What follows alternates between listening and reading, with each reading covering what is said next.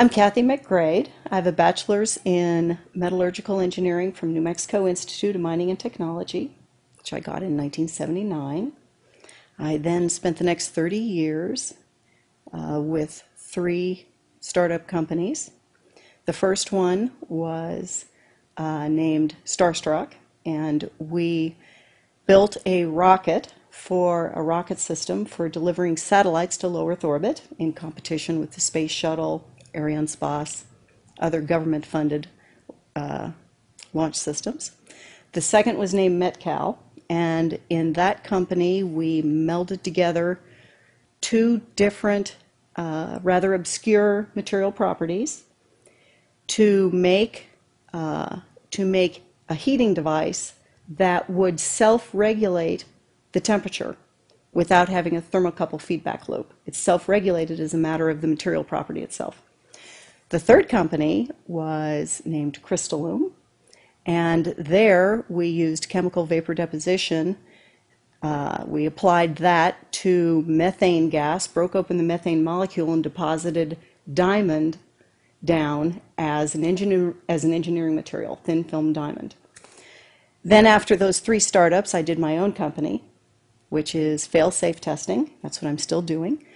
I took a non-destructive testing technique called acoustic emission, and I applied it to fire service aerials to determine the structural integrity, to evaluate the structural integrity of their aerial ladders. The way I got into doing 9/11 research was when a friend asked me if fire can melt steel. And he was referring to 9/11, asking, can office fires melt steel? And no, it can't. Not an office fire. A blast furnace can melt steel because you're driving lots of oxygen into a closed furnace where you're capturing the heat and driving oxygen in. In an office fire, you cannot generate enough heat to melt steel. And yet we have evidence of molten iron in the microspheres, in the rubble pile, and the metal pouring out of the side of the tower. And the more and more I looked into it, the more I was horrified by what I saw. One thing I would like people to know is that you don't need to be an engineer or an architect to see what happened to those buildings. I'm asked all the time, why should we not believe the experts and what they've told us? And I always answer with this simple story. One day when I was driving my truck down the road, my truck quit suddenly. And as I was waiting for the tow truck to come, I thought to myself, well, don't just sit here like a stool pigeon. Get out of your truck, open the hood, and look underneath the hood for anything that's obviously broken. And I did that, and I checked everything. I checked the oil, I checked the oil temperature, I looked for, fan belt broken, anything, obvious things. Nothing was wrong. But when the mechanic called me and told me that I needed a new engine because it had overheated, and because it had dropped its oil and overheated, I knew he was lying. Because I had opened the hood and looked for myself and thought for myself. And it turned out it was just a cam sensor, and I was able to fix it myself. I was able to get the part on eBay and stick it on and watch a YouTube on how to fix it and stick it on and drive away. But the comparison is this. Unless you're willing, we all have to be willing to look at the videos of the buildings coming down. You have to be willing to look for the obvious evidence. And you don't have to be a mechanic, an engineer, an architect to see if it makes sense or not, to see how those buildings fall. And then you have to be willing to listen to the expert, or you have to be willing to say to that expert who tells you, here's what happened, no, you're lying. I know that's not true. I know that's not true because I watched the video and I saw the buildings come down. It's obvious because of the symmetry. The symmetry is the smoking gun. Those buildings could not have fallen in perfectly level. It's as if you take a level with a bubble in the center and watch those buildings come down, and that bubble will stay centered the whole way down. And that cannot happen with an airplane hitting one side of the building. It cannot happen that when you have asymmetric damage, you will get a perfectly symmetrical collapse. And all you need to do is look at the videos and see that. Then you have to be willing to trust what you saw and call out the lie.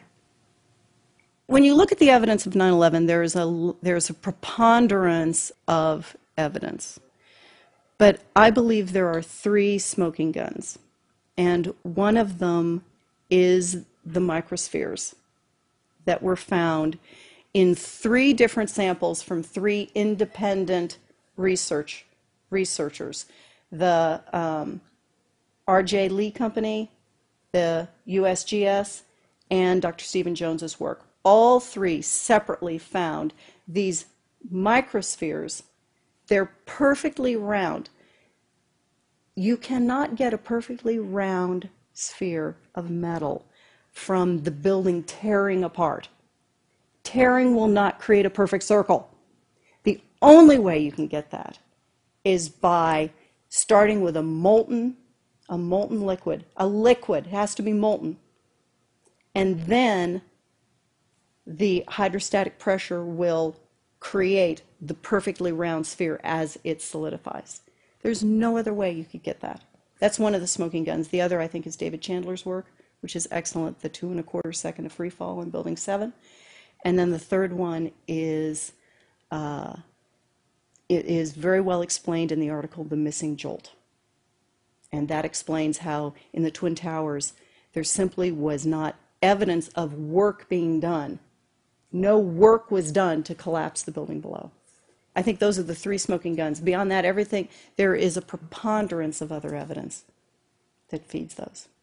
We hear a lot about the laws of physics being violated if you believe the official story on 9/11. But we don't talk much about the laws of thermodynamics. And the same is true that if you believe the official story, then you must believe that the laws of thermodynamics were also violated. The second law of thermodynamics says that heat will always move from the hotter region to the colder region. And what that means is that you cannot get, heat will not migrate towards itself and create a concentration of heat, a concentration of much hotter zones.